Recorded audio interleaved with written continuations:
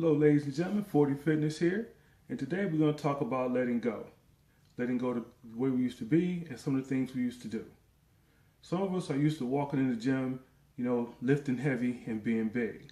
And as you get older, those heavy lifts are going to go down, whether it's due to joint issues, injuries, or hormonal levels.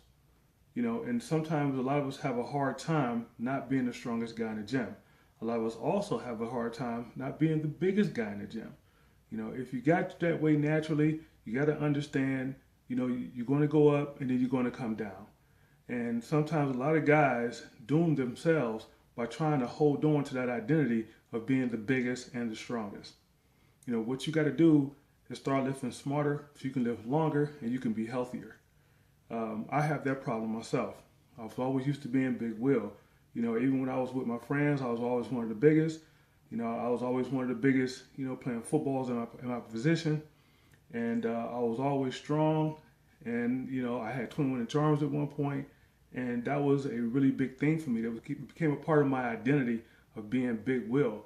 I didn't know what I would do without being Big Will. It's odd for me to walk into a gym and not be one of the biggest guys there. But as I got older, it became harder and harder for me to maintain that size and to maintain that strength level, because either my joints, is wearing out on me from all the years of bad lifting and heavy lifting, or just my hormonal level, just me getting older, in general. It's just science, just the way the body works. And I think a lot of us need to go into the gym and have a different approach about it. A lot of us need to go in there, understanding, hey, these lifts might go down, but we're going to do the best that we can with what we have, and get used to lifting for a different reason. Not to be the biggest, not to be the strongest, but for longevity and to look good for our age.